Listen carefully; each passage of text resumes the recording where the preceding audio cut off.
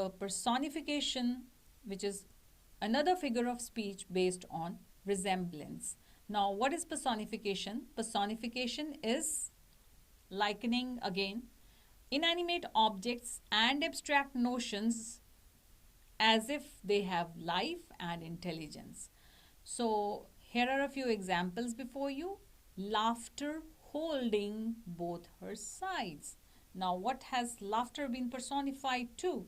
Laughter has been personified to a girl. And how do we come to know about this? Because of the use of this pronoun, her.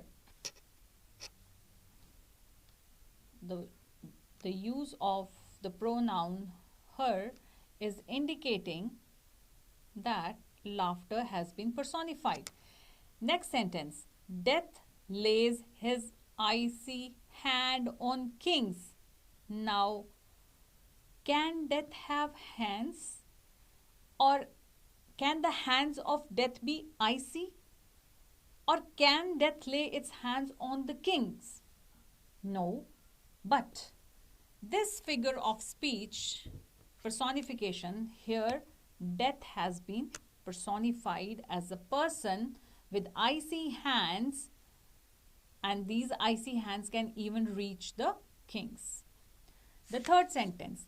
Pride goeth forth on horseback, grand and gay, but cometh back on foot and begs its way. Now, what has been personified here? Yes, correct. This is pride. Now, pride is jumping and galloping like anyone on a horseback in a grand and gay manner, but it comes back on foot.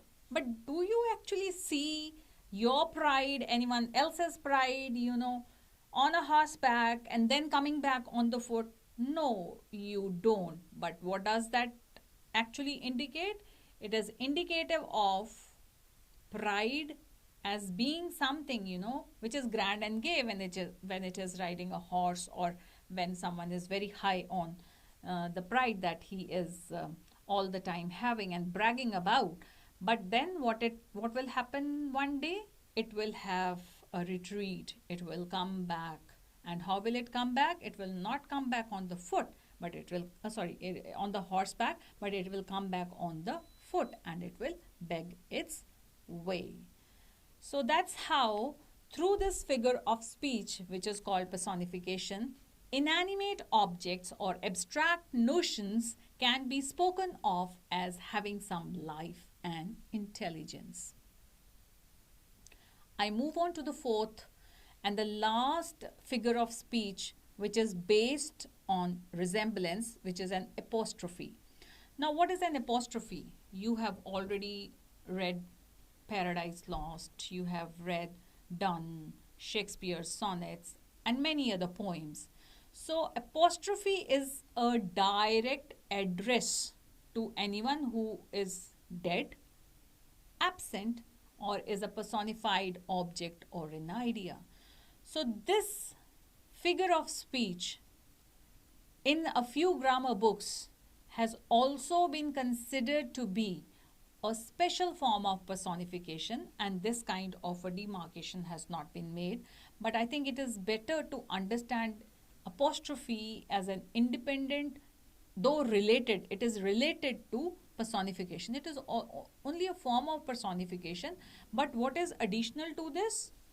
Yes, can you just guess it? What is additional to it? Correct. It is the direct address. This is distinctive. This is distinctive, as well as this is the distinction between the personification and the apostrophe. Here are a few examples before you. Milton, thou shouldest be living at this hour. Now, Milton is no more, but this particular address to the dead is referred to as an apostrophe. O friend, I know not which way I must look for comfort. O friend. The next sentence, roll on though deep and dark blue ocean roll. So the ocean roll is being referred to, is being addressed to. O death, where is thy sting? O grave. Now you see, can the death sting? So it is a form of personification. O grave, where is thy victory? Can the grave be like a man and be victorious? But no, here it has been used as an apostrophe. Let us now come to the figures of speech which exist via some kind of a contrast. And this is antithesis. Now, what is antithesis? Antithesis is a striking opposition. It is a contrast which could be of the sentiments, of the words, which comes within the same sentence, right? So, it is employed to secure emphasis. It also is used to present a philosophical opposition which is balanced with the parallel grammatical construction or clauses. Now, it is very important for you to understand the working of an antithesis. One, that it is a philosophical opposition. And how is it expressed? It is expressed by a parallel grammatical construction or parallel clauses which are presenting what? Contrasting ideas, right? So, when you get a sentence like this, man proposes, God disposes. There is a balance of two parallel clauses. One is saying man is proposing and the other idea is totally different. God is disposing. So, this is an example of antithesis. Have a look on the next sentences. Not that I loved Caesar less, but that I loved Rome more. So two contrasting ideas have been brought together in one sentence, and this is an antithesis. To err is human, to forgive divine. So human beings are making errors, and who is forgiving? The divine is forgiving. Two thoughts, two striking opposition ideas in the same sentence, parallel construction of clauses, and this is an antithesis. Epigram. Now, what is an epigram? I think you have learned many epigrams since your childhood days. Epigram is a very brief and a pointed saying which again is introducing what? The antithetical ideas. So, it is brief and pointed. It brings antithetical ideas which excite what? Surprise one, and they arrest the attention through some witty thought. Now, a question might come to your mind. Just now, you learnt about the antithesis. If antithesis is presenting a striking and oppositional idea, and epigram is also producing or creating or bringing before us some antithetical ideas, then what is the difference and how do you distinguish the two? Look, in the antithesis, there are two parallel grammatical constructions. Man proposes, God disposes. Two balanced oppositional ideas which are bringing out a philosophical truth. So that is your point where you can distinguish and understand what figure of speech is there in this sentence. In contrast to this, in an epigram, the child is father of man. Now this is a witty thought. Again, one, the antithesis also introduces some philosophical idea. Epigram is also introducing a very witty thought, but what's happening? It's very pointed. And look, what is missing? The sentence construction is a single sentence and it does not have the parallel constructions. So you need to note this, that it is not going to have the parallel construction or the parallel clauses which are bringing out those philosophical ideas. And that's how you will distinguish that a particular sentence is having an epigram or it is having an antithesis. Have a look on the second sentence. Fools rush in where angels fear to tread. Now look, there are two antithetical ideas: fools rush and angels fear to tread. And this is a witty thought. It is evoking some kind of a surprise in you, but it has been stated in one sentence in a very epigrammatic, brief, precise manner. Therefore, the figure of speech used in this sentence is an epigram. Art lies in concealing art. Now, does that not make you wonder? Art lies in concealing art. Now, how is this possible? And this is the surprise and arresting of attention, which is very peculiar to an epigram, right?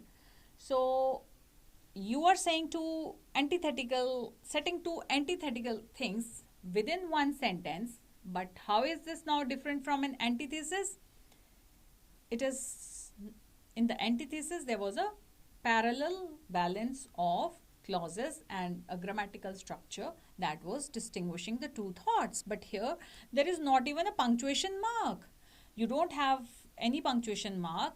The whole idea has been set in one sentence, and this is referred to as an epigram. I hope the distinction between antithesis and epigram is clear. The distinction between personification and apostrophe is clear. Well, I will know that better when you attempt a few sentences in which you are going to identify those. Okay, now let's talk about oxymoron. Again, oxymoron falls in the category of antithetical ideas, whereby two contradictory qualities are predicted at the very same time in the very same thing. Examples: his honor rooted in dishonor. Do you find two antonyms here? Honor and dishonor. And faith, unfaithful, kept him falsely true. So look at this sentence. In this sentence, you actually have three oxymoronic expressions. So oxymoron, no doubt, is antithetical. It is bringing out two contradictory qualities which are predicted at the same time. So innocent arch, so cunningly simple. Cunningly and simple. Now, are these two synonyms? No. These are antithetical. These are antonyms. And they have been juxtaposed together. They have been put together in one sentence to bring out the contradictory qualities about the so innocent arch. Therefore, this is an oxymoron. She accepted it as the kind cruelty of the surgeon's knife. No, it's only the surgeon's knife that can be kind and cruel at the same time.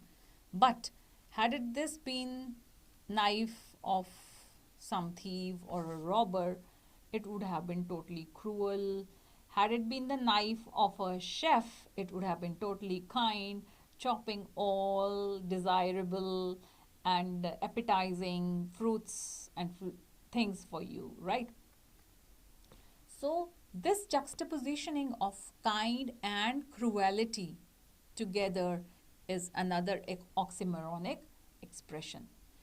I hope by now you are able to understand the antithetical figures of speech: antithesis, oxymoron, and the epigram. Antithesis, epigram, and oxymoron. Let's move on to the next figure of speech, which is pun. And now, pun is something you all are very familiar with, and I think you keep punning also when you are in your lighter moments. So pun is a word which is used to indicate two meanings. It has more than one application and it produces a ludicrous effect. You have watched many movies where, you know, one specific character keeps using a word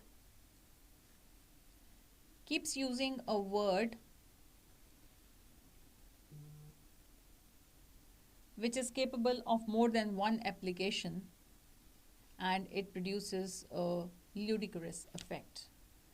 Example, is life worth living? And comes the reply, it depends upon the liver. Liver? Is he now the one who is living? Or is he the one who has not been kind to his liver, which is what? An organ of speech, organ of body. This is the organ of body. If it is healthy, life is worth living. If it is unhealthy, then if you are sick, your liver is not functioning properly, then what is life worth living then? Have a look at the second sentence. An ambassador is an honest man who lies abroad for the good of his country. An honest man, and you're punning with that honesty. What kind of honesty is this? When he is lying abroad for the good of his country. I hope this is clear to you. We move on to the next figure of speech, which is metonymy. Now, what is metonymy? Metonymy is a figure of speech which is classified on the basis of association. So, what metonymy actually means is a change of name of the object that is designated by the name of something else when it is associated with it. For example, the bench is also used for the judges. The word house is used for the members of Lok Sabha. The word laurel is also used for success. So when you can use another word for the same object, the figure of speech referred to is the metonymy, right? Synecdoche. Now what is this synecdoche? Synecdoche is a part which is used to designate the whole of something. Is a part which is used to designate the whole, as give us this day our daily bread. Now this part, food, daily bread, is for the complete thing, food. All hands is a part of the body, that is the crew to the pumps. Uneasy lies the head, one part of the body, but otherwise it is referred to the person who is bearing all the responsibilities, is having very impressive portfolios or designation. What does happen to him? Uneasy lies the head that wears the crown. Whosoever. Again, the word crown is like a synecdoche. The word used to designate a part, as in the example as England, is referred to as the English cricket 11 won the first test match against Australia. I hope you have now understood these particular figures of speech: synecdoche, metonymy, and pun.